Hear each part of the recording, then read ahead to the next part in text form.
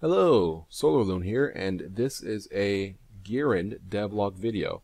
And so this is just showing a little bit of what I have implemented so far into this game. This game is using the Blender game engine, by the way. Yeah, and so it's working out pretty well so far.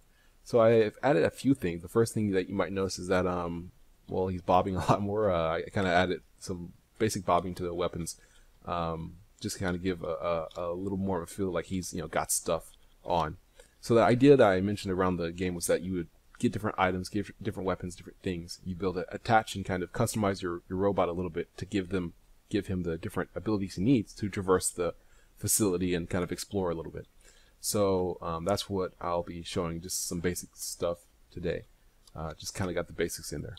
So this is a trunk where basically you would find different parts, or one of the kind of places you'll find different parts. So currently you press E to interact. You can press E or left click to advance the dialogue.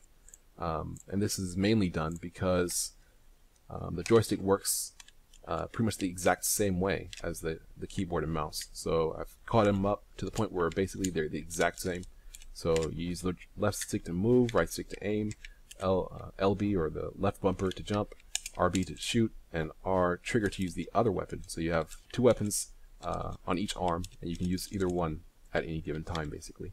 A is to interact, so given that it's a gamepad, I thought that using A to interact and advance the dialogue made sense. I'm using the BG input system, the BG input Python module that I designed, actually, I wrote, to handle the key button presses and key bindings and stuff. So that is useful because I don't have a lot of additional code and things. The code that moves him with the keyboard is the same code that moves him with the joystick.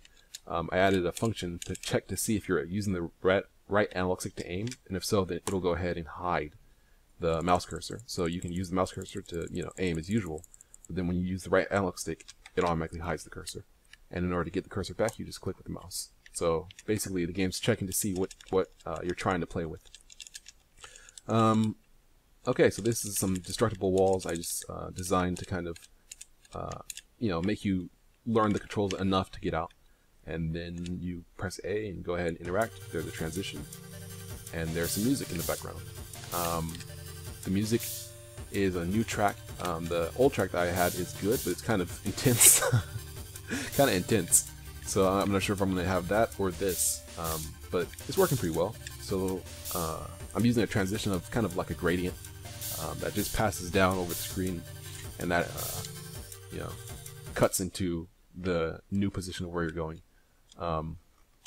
It works pretty well. I wanted kind of like a Pokemon-esque, dots fill the screen from the top left corner going clockwise around, and kind of like a more complex thing, or a kind of a more complex transition. But I'm not sure if it's due to the way I was doing it with this GUI module that I'm using, or what, but it was really slow. I think it stayed above 60 FPS depending on like how many blocks I used, but it was just like, nah, I don't really want to I don't want to go that route. So I ended up just going with a simple gradient. If it boiled down to it, I could use like I could render out an animation or a movie file, a .mp4 or whatever, and then just play that back to actually like give the transition, if I really wanted to do it. But I don't think I want to go that far just for a simple transition from one area to another. You'll notice that the music stops when I go in here because this area does not have music, or rather has no music specifically, whereas the other area doesn't. These are separated, but they're in the same Blender scene, so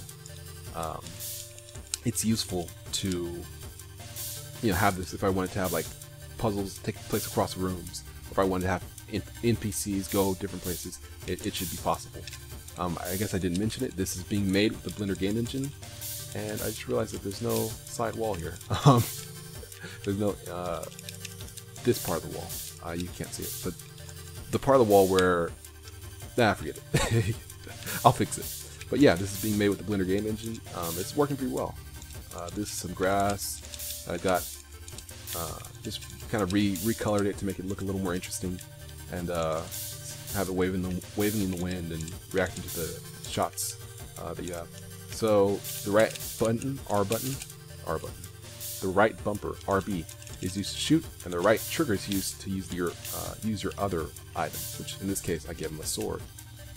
So you'll be able to use them, you know, at different times with different purposes to kind of fight your way around and you know, both defeat different enemies as well as use different skills from the parts that you salvage to you know, traverse the area and to fight off different enemies in different ways. Alright, so that's basically where I'm at here. It's been a lot of fun drawing this art. I don't usually draw you know, large pixely or large scale kind of stuff. This isn't huge, but it's a lot bigger than the stuff I usually did, especially for Valken. So being able to draw it here is like, it's fun to just, you know, see it look really good to me. I like it. I like the graphics. They're not great, but I'm a fan of them. So anyway, that's where I am at so far, and it's working pretty well. It's working pretty well. Feels pretty good. I'm probably gonna work on more enemies, more you know, things like that to really get it, really kind of test out the movement system and controls. But I think that it's coming together, and it's feeling very much like a game that I would want to play. So I think that's good. All right, well, that's it, I think.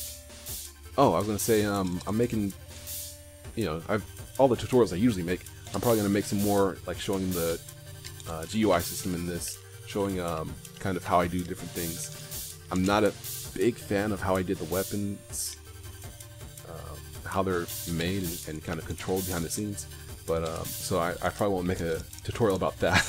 But I'll try to make a tutorial about the different, you know, kind of subsystems and things behind the game. Alright, well, thanks a lot for watching once again, and I've been SolarLune, and this has been a Gearend Devlog video, the second one actually. Thanks a lot for watching once again. If you want to help support development / help support, you know, my tutorials, please feel free to take a look at my Patreon campaign, or Patreon page rather, and see if there's anything that you might want to you know, throw my way for every tutorial or song or whatever I make. Alright, well, thanks a lot. You have a nice time, and yeah, see ya. Bye.